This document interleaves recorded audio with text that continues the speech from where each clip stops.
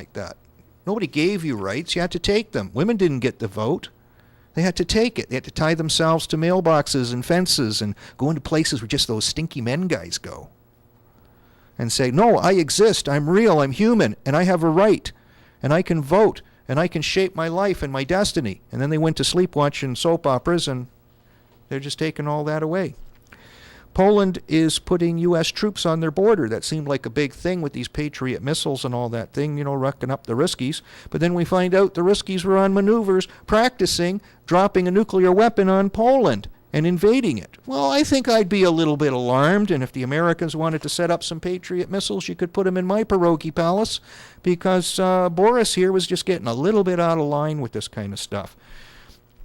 Big protest in the UK over the terror search laws on photographers. Going after the photographers. Why are they going after the photographers? Well, it seems very, very simple. They take pictures of the missiles going across the sky. Can't have that. They might actually see in the next terror attack that it's all fake and phony, and put things up on YouTube and put them up on the internet and send them our way. And what do we have to photograph in England up in the sky? They want to put these big military-style spy drones all over for the police to use. But do they catch anybody?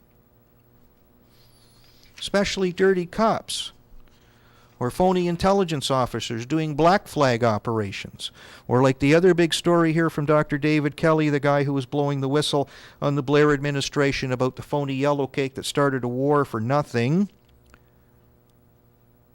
Lord Hutton, the judge who was looking after this case, wants and is going to get a 70-year prohibition to keep this secret until everybody's flippin' dead. For what? He's supposed to have committed suicide. Well, if he committed suicide, I hardly think it's a state secret. But the state secret is, of course, our governments lie to us every day, the weasels. They meet in secret with all these little geeky societies they belong to. And nobody in mainstream media, or I should say corporate media, because you decide what's mainstream media, is ever going to tell you about that. And they work every day to take away your money, your liberties, your freedom. Every day, chisel a little bit, chisel a little bit, chisel a little bit. They send you to a war that should never have happened. What if this turkey really did have a nuclear weapon and he let one go and blew up London, and you have 10 or 12 million people killed in the greater GLA? Wouldn't that be a slice, eh? You'd miss Coronation Street. From some of our mainstream news guys, this one I like. Joyce brought it up on the Power Hour, and I'd forgotten about it, because there's just so much going under our nose. Terror suspects questioning stirs debate. So the Gotchi bomber gets busted, and the FBI takes him into custody, and the guy talks for hours and hours and hours, maybe days and days and days, and they never read him his Miranda rights. Did anybody ever see like one of those old cop shows in the States? You don't even have to go to police college. I guess in the States they call them an academy. We're going to the academy, boys. Yes, we are. And the FBI has one of the best academies in the world, You didn't learn that on the first day? You even talk to this guy, you read him his rights. Even if he's dead, you read him his rights in case he comes back alive, and then you can say, I read him his rights.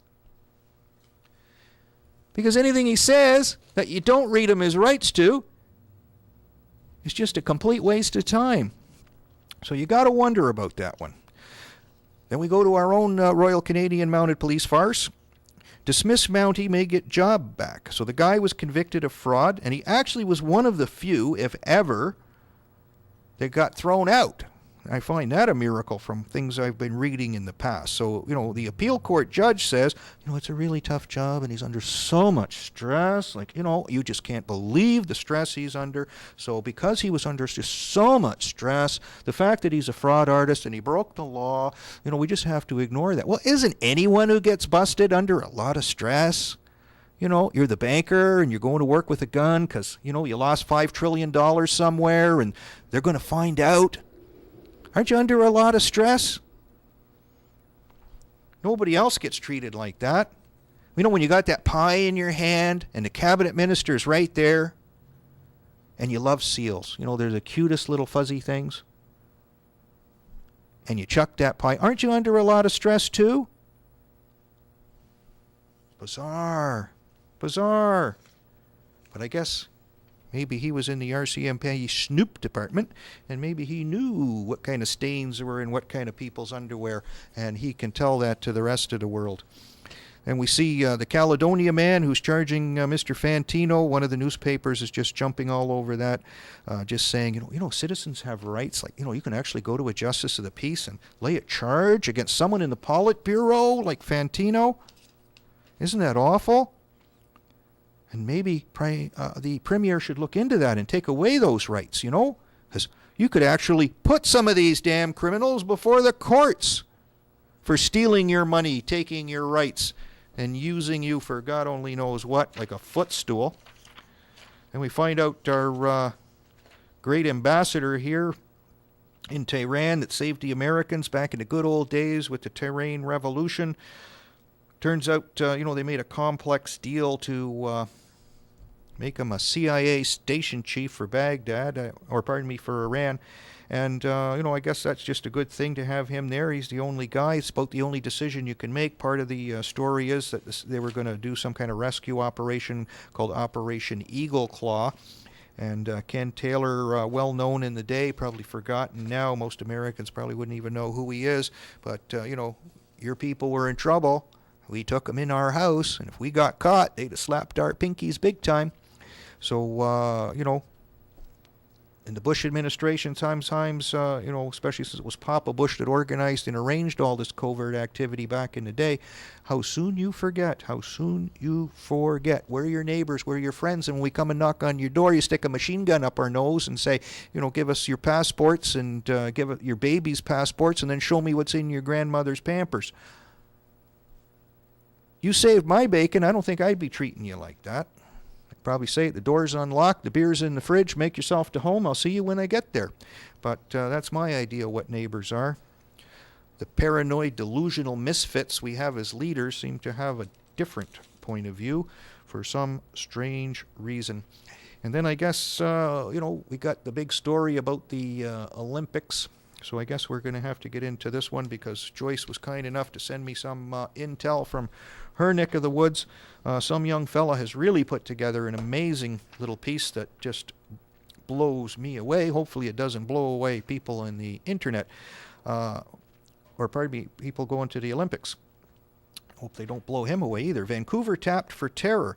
So this company that in BC that lost 2 tons of explosives, like that ANFO for the ANFO bomb, the AN, ammonium nitrate, was bought a couple of years ago, according to the New York Times, by Goldman Sachs, AIG, and the Carlyle Group. Whoa!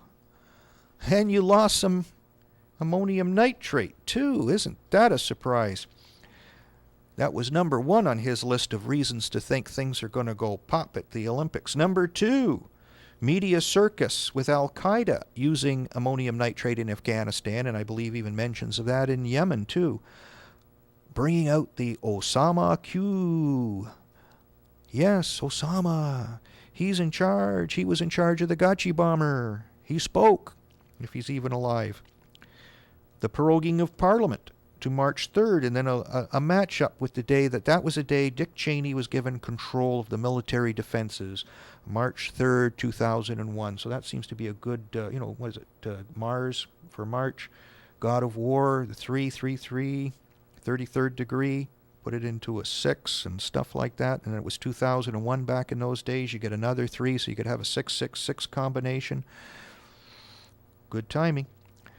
February 14th, Canada signs an agreement to deployment of troops vis-a-vis various borders.